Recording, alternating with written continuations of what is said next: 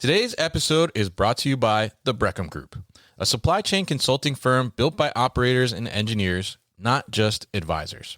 Their experienced team helps companies bridge the gap between strategy and execution inside distribution centers using a proven framework called Precision Supply Chain Operations. The result? Faster performance, greater efficiency, and real ROI. If you need speed, precision, and measurable results, visit breckhamgroup.com.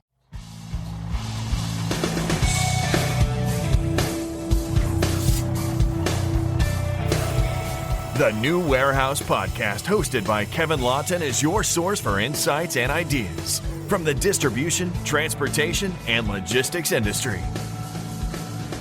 A new episode every Monday morning brings you the latest from industry experts and thought leaders.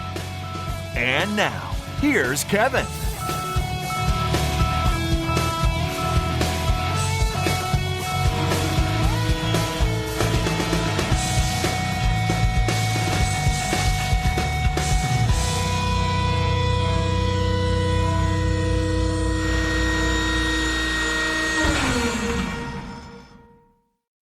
Hey, it's Kevin with the New Warehouse Podcast, bringing you a new episode today.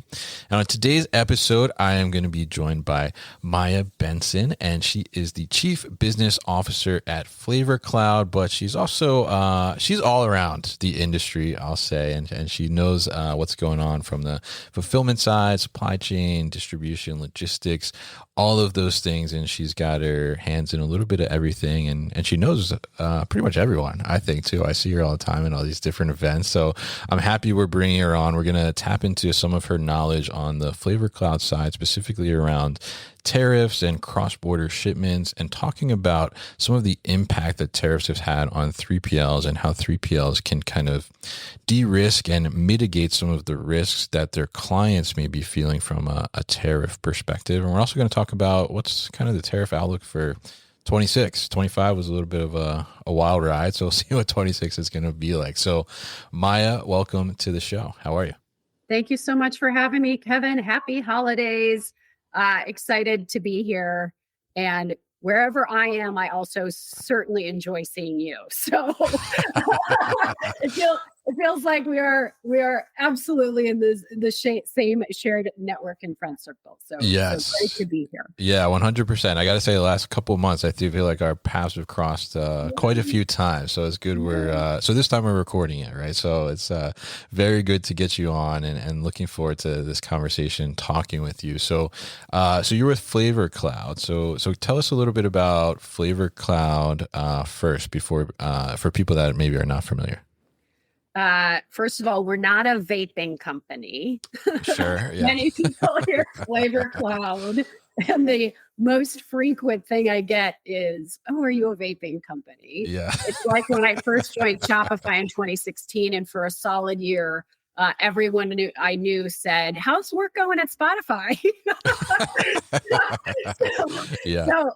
So yes, not a vaping company. We help merchants of all sizes with all of their global commerce, logistics, and compliance. And we're going to nerd out on some of this fun together, Kevin, but we really are the abstraction layer, the easy button for ensuring orders get fulfilled around the globe seamlessly, as well as all the data that has to be true and cost that has to be true to adhere to compliance, right? Every time you cross a border, you're going into a country, a sovereign country that gets to make its own regulations. And so you need to be compliant.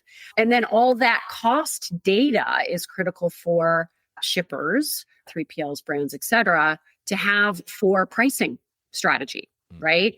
So we'll have some probably fun going deeper on that as well, Kevin. But really, from checkout through end consumer delivery is where FlavorCloud helps merchants sell more globally and get their orders delivered. All right, fantastic. And obviously being in that space, right, I'm sure you're dealing with some of this tariff stuff that's that's going on, right? It's pretty important for the business that you're focused on, right? And you mentioned there, like, these countries get to make their own regulations, right? And I guess us as a country, the U.S. has been making some of those regulations this year, right? So as we're coming to the end of 2025, which has been, obviously a huge, tariff has probably been one of the biggest words of this year, you could say, if we were going to do a Spotify Wrapped on on supply chain terms, potentially, right? A tariff would be way up there. So from your standpoint, what's the latest on tariffs right now as we're coming towards the end of the year, and maybe where do you think that's heading going into the new year? I'm going to get to your question. I'm probably going to rewind. Sure. I think from a 2025 perspective, coming into 2025, in fact, this morning I was just looking at, we had a couple titles last year for our manifest panel, and one of them was literally 3, 2, 1 dies. Coming into 2025, many of us close to this space really saw, independent of any administration, candidly, many wins, regulatory wins that had started well before 25, that we were pretty confident that would come to fruition in 25 in the form of, especially de minimis being removed. Sure.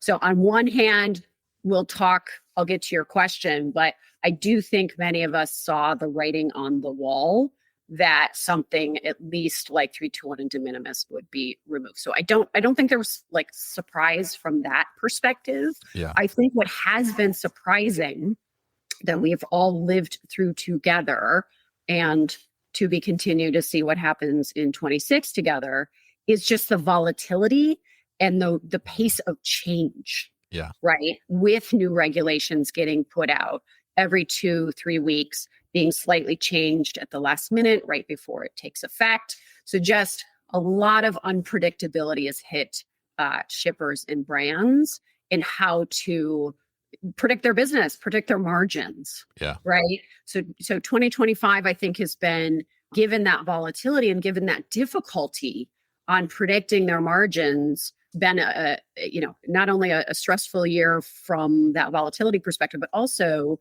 a lot of brands have stepped up and absorbed a lot of that tariff cost, right? And seen that impact in their margins. And I don't think, so I'll do a little bit of a preview on what we think for 26. Sure. I don't think that's going to stand for 2026. So I think we will see prices go up to recover and recoup some of that margin that brands have absorbed in 2025. So to your specific question, where are we at now? The good news is we've had kind of 3 chapters in 2025 to make things quite simple. Yeah. We have the hammer come down 145% on made in China. I think there's a first principle that also is helpful for the audience. Tariffs are assigned, pegged to what the HS code is, what the good is, as well as the country of origin, where it's made. It doesn't matter where it's shipped from, right? So I go round and round with the Times and the Wall Street Journal behind the scenes, like, stop saying, right? Yeah. She imported from. That's not. I want to help the audience deeply understand how trade works. It's where it's made. Okay. Yeah, sure. So chapter 1 of 25 was the hammer came down, 145 on made in China, coming from anywhere, shipped in from Canada, shipped in from France, like, didn't matter.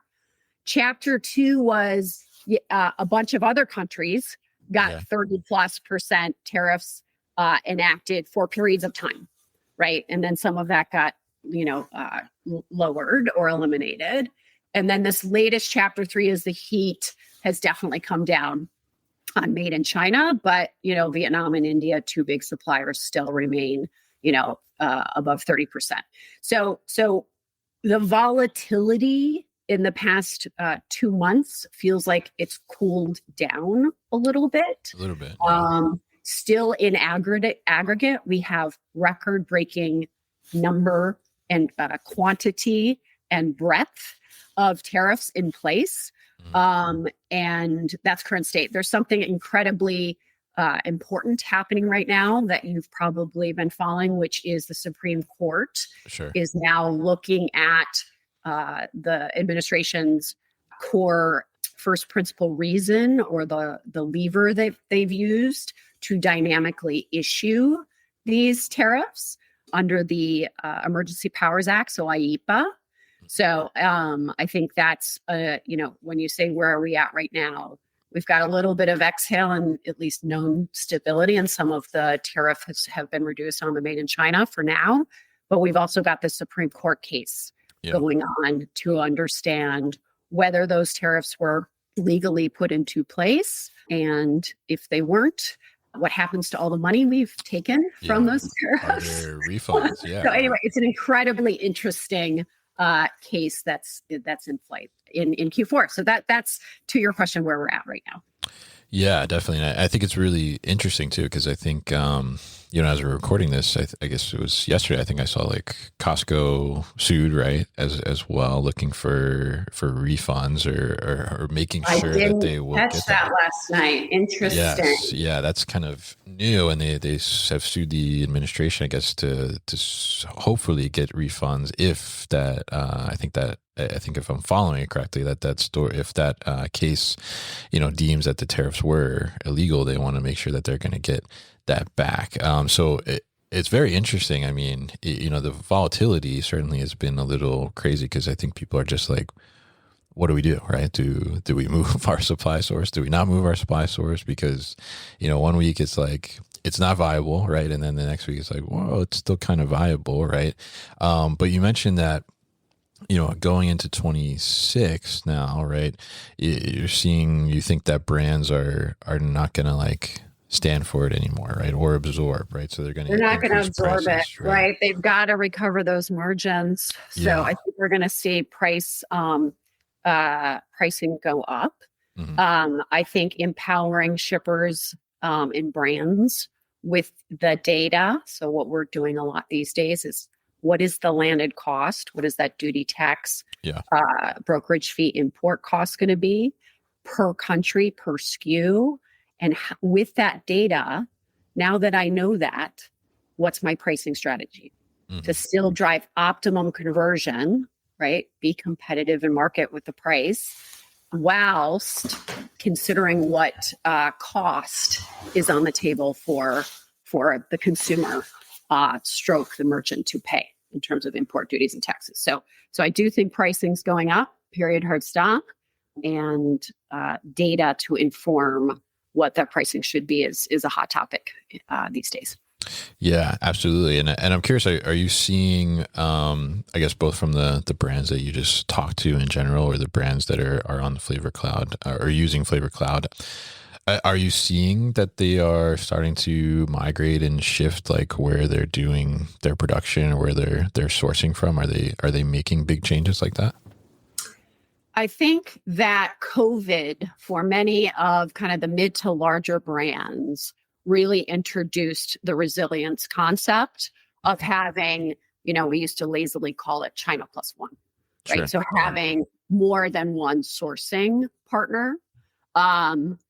Do I see enterprise brands changing their sourcing mix, diversifying their sourcing mix, even beyond what they did in COVID? Absolutely. Mm-hmm. But many of them were pretty well positioned to have more than one sourcing strategic partner. So the answer is yes. I think the bigger thing that we're seeing is, now that I know there's going to be tariffs that are volatile around the United States border, if I have business in Canada and demand in Canada that's meaningful, if I have it in the UK, if I have it in the EU, why don't I just bypass these borders with these volatile tariffs and go right to the center of demand?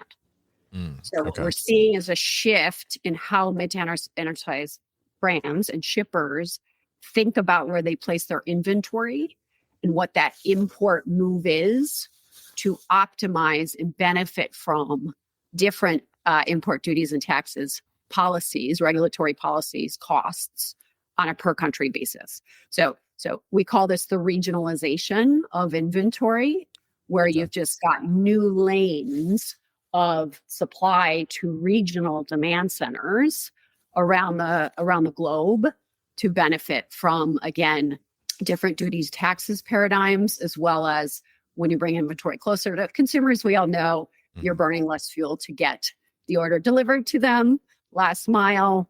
And so that's also valuable savings. Yeah, absolutely. And I think that's very, very interesting. So in other words, you're saying, I guess instead of maybe somebody having an inventory node like close to maybe the border of Canada and the US, they're just going to bring that inventory into Canada directly instead. That's right. Right. Maybe that's right. So instead of nodes, China to the US and then the US outbound. Sure. That we call that the central model. Mm-hmm. It's now China to the US for the US demand, China to Canada for the Canadian demand, et cetera, et cetera. So really regionalizing or localizing that inventory. It can be upside on the domestic transportation, fuel that you need to burn for the last mile, as well as the import duties and taxes paradigms. Yeah, absolutely. Okay. And that makes a lot of sense. So let's talk a little bit about maybe the impact here on like the 3PL or the fulfillment providers, right? Because a lot of these brands, right? I mean, they're not doing the fulfillment themselves, right? They're relying on third-party partners to do that. And how is that impacting, right? Because they're looking for the brand, right? Is obviously looking to try and save some of their margin, right? And, probably trying to renegotiate some fulfillment rates maybe to help do that. But what does the 3PL feel from their brands as the brands are going through some of these struggles to try and maintain some of that margin? First of all, we're 2 days post Cyber Monday. So shout out to all of our 3PL friends that are in the thick of it. Thinking of all of you and know firsthand what you guys are going through. I just had to push that plug, Kevin, given where we are in the world. There's a lot of exciting stuff and impact on 3PLs given 2025 regulatory changes.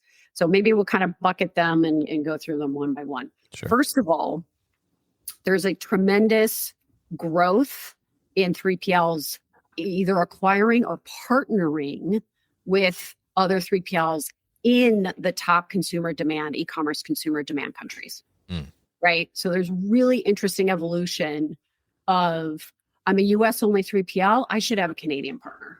Yeah. Right? I should buy a Canadian warehousing provider, right? I'm a mid to enterprise brand and I have enough demand in Canada or UK or Australia or EU. I'm now going to change my criteria for which I evaluate 3PLs through to ensure that they have a global presence, right? So I think that is a tremendous shift that we've seen given the absolute cost and volatility in duties and tariffs in 2025. So that's one big lane. So if I don't have a global footprint today, might make sense to partner my way there, at least starting in Canada. If I do have a global footprint today, much more of a distinctive moat to market that to help brands that understand they can regionalize, right? And they can take advantage of that supply to demand center distribution model.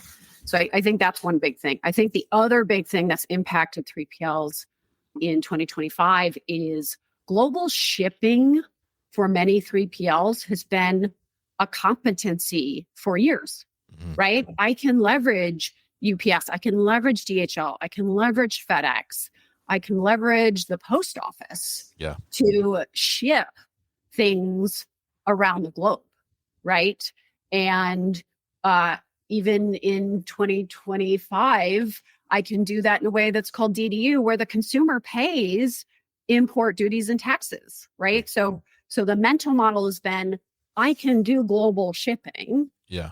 Compliance headache gets pushed onto the consumer, right? Or the merchant has an easy solve with some estimates and runs their business based on estimates and deals with the hard costs as they come in from the shipping carriers. I think what 2025 has done is said, wait a minute, now that compliance is a real thing, Yeah. right? You and I lived through COVID together. Supply chain became this word that the average consumer on the street knew, right? Yeah. I think in 2025, compliance now is maybe the new supply chain that we're all living through. I think as the borders have become less porous, as the regulatory gates have started to get more calcified, that compliance is now critical component to just shipping. So I think there's this mental model now for 3PLs where it's like, oh boy, what I used to think I could do for just shipping, this logisticsy thing, and by the way, I make money on that, a critical, most of my revenue component, an important component of my business, that's not enough anymore, right? It's not just about global shipping anymore. You now have to comply. You have to have a compliance partner. And with volatility, what also makes a lot of sense is give me somebody that can guarantee cost. So that can give predictive costs to my brands and my customers so that they can manage their margin accordingly and have a successful business. So I think that's been the other evolution in 2025 is what used to be just thought of as global shipping. You and I have grown up in a world with lots of, great global shipping providers. It's now not sufficient, right? HTS code accuracy matters, right? Completion of the commercial invoice accurately matters, right? Estimating in a perfect world, guaranteeing duties, taxes, and fees costs matters.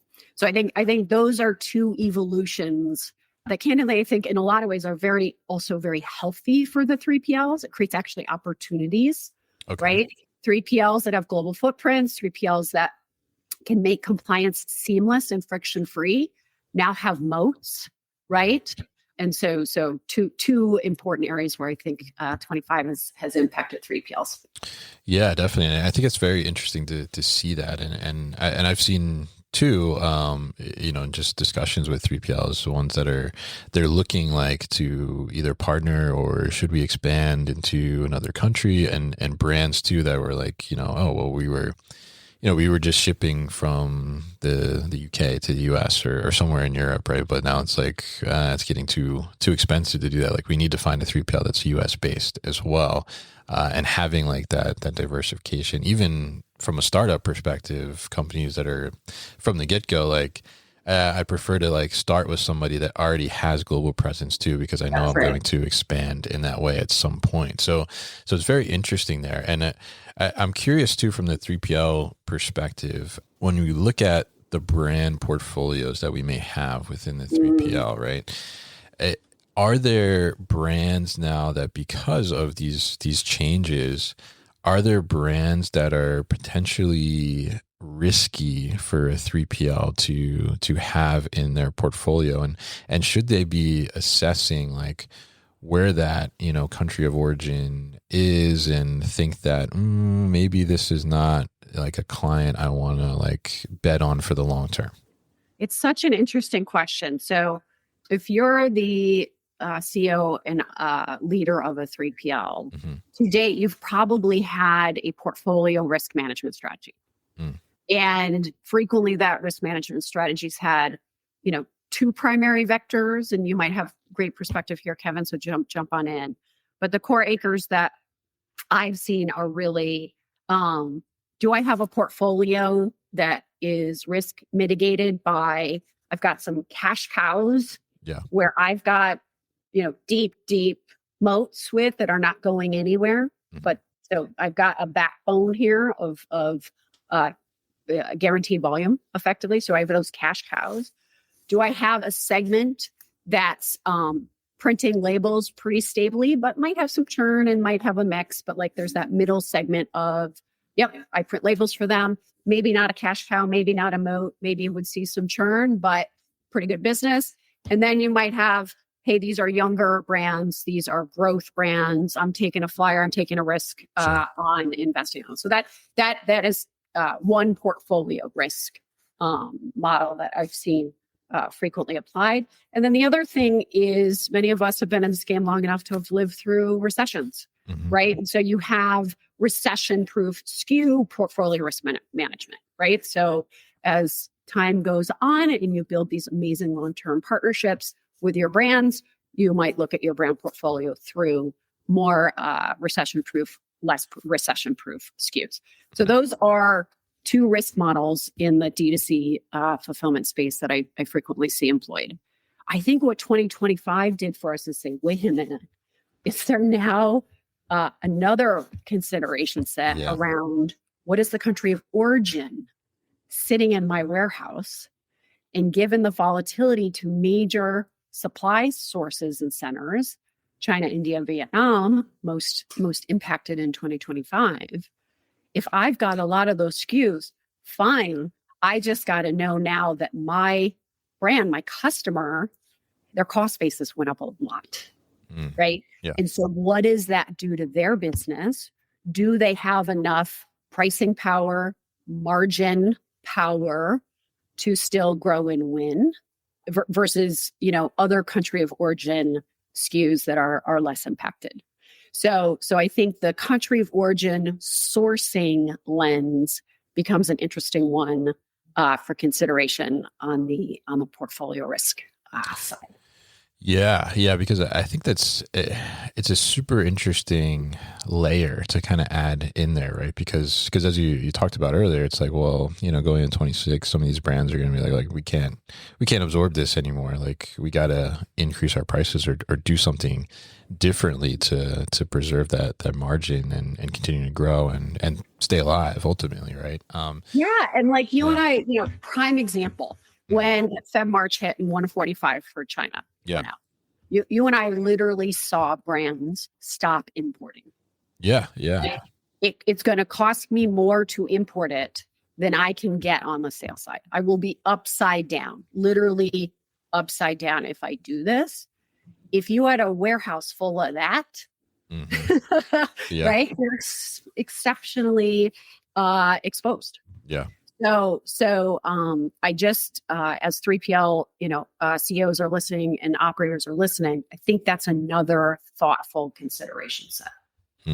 Yeah, absolutely. And I think it's, because there's, I was going to say, like, as that price increases too, it's like, as the price increase, does their volume decrease as well? Because their consumer is now like, this is a little more than I want to spend for whatever this thing is, right? And now they see themselves in a little bit of a different market, which might be a little bit smaller, right, from a price perspective. So yeah, you nailed it. So how commoditized is the SKU? What's the order value?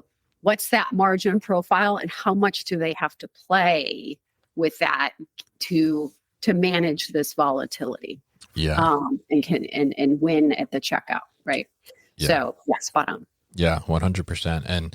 And so if we look at all of these kind of challenges and shifts that we've been talking about here, how does FlavorCloud kind of come into play, and how do they help support the brands or the 3PLs to be able to navigate this a little better and make it a little easier, I guess, to sift through as well? Yeah, I think from the 3PL perspective, FlavorCloud really helps with that compliance component, right? Period, hard stop. Like, it's not just global shipping anymore. It's compliance, and that's hairy, and that's yucky. And 3PLs don't want to be in the business of HS codes. They don't want to be in the business of landed costs. Yeah. So that abstraction layer, that easy button is incredibly important. And then secondarily, we've got a multi-carrier global network that's built for resiliency.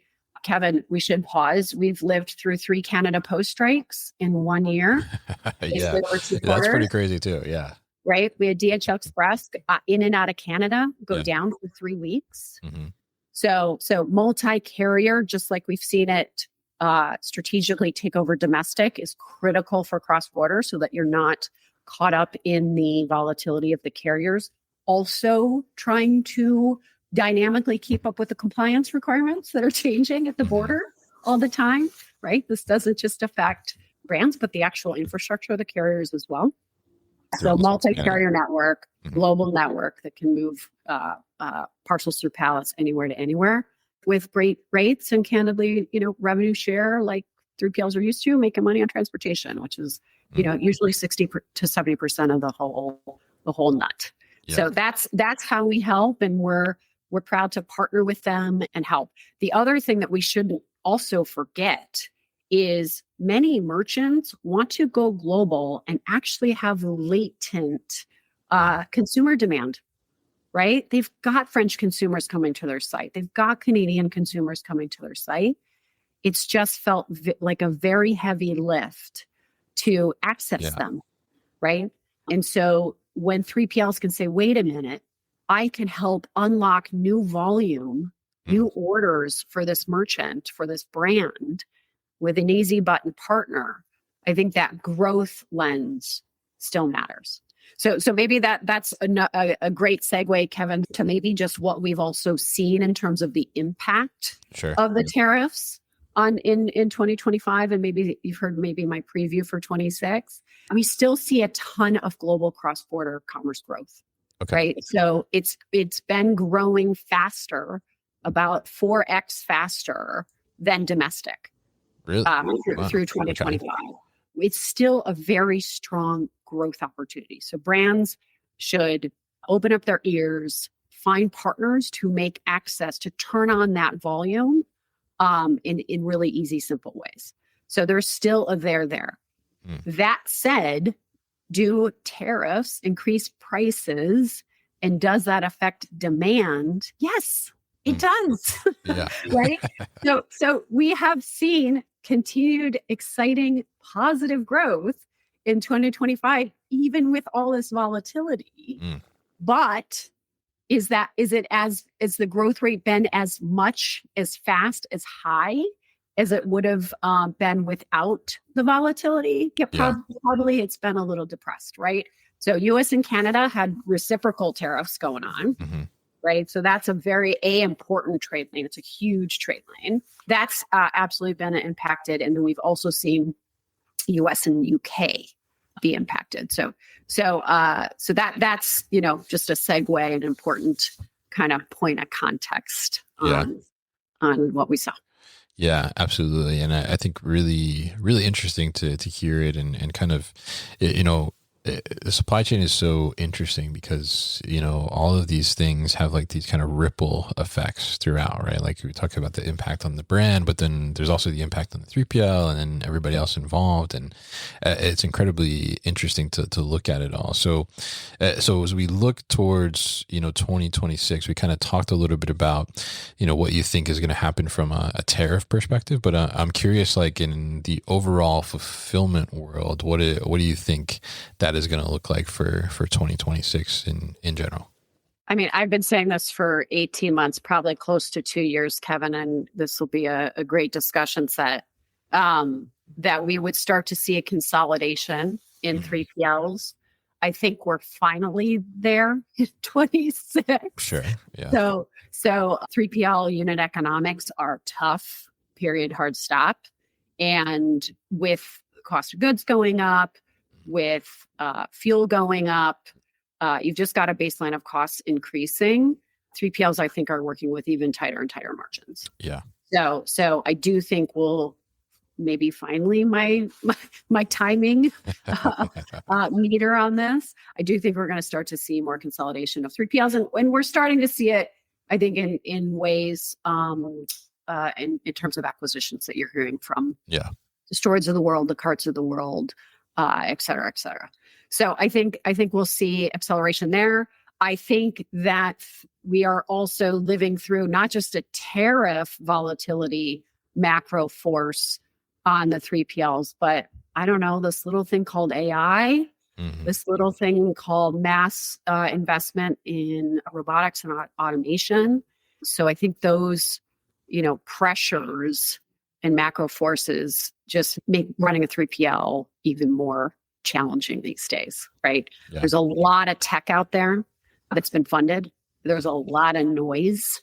And I think 3PLs that can really test and learn on their path to automation and AI in these early days are kind of best positions. But to ignore it, I don't think is something that anybody can afford to do. Yeah, exactly. And, and we were at the Shapiro AI and Logistics event together. And I think, one of the big takeaways I took from there was like, if you're not looking at AI and not putting AI into your 3PL at this point, right, there's somebody else that is, and they're already way ahead of you, and you're going to be far behind. So I think that's a great point there about the technology and trying to bring it in. You got to be testing and playing with it. Where that's the phase that we're in. It's not having material impact yet on P&Ls, right? But you have to be testing and playing with it, and candidly architecting the 3PL structure, underlying data sets to be clean, standardized, et cetera, to have meaningful experimentation. Yeah. So, yeah. Absolutely. All right. Well, fantastic to speak to you today and get some of your insights here. I'm happy we could get you on the podcast and great to talk about some of these amazing things that are happening in the supply chain, right? Certainly keeps it interesting for sure. So it's a pleasure to speak with you. And if people are interested in connecting with you or learning more about hit me up on FlavorCloud, LinkedIn. You can find me at Maia at FlavorCloud.com.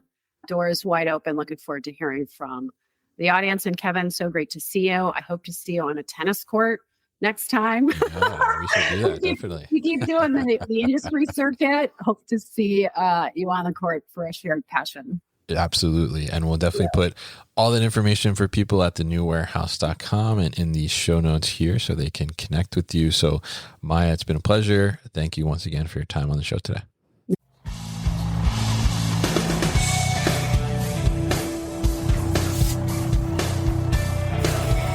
You've been listening to the New Warehouse Podcast with Kevin Lawton. Subscribe and check us out online at thenewwarehouse.com.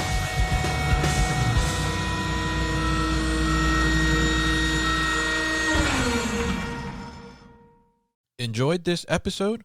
Make sure you are subscribed to the podcast, and for more content from the New Warehouse, find us on LinkedIn and YouTube. Links to subscribe can be found in the show notes, and for everything The New Warehouse, head to thenewwarehouse.com.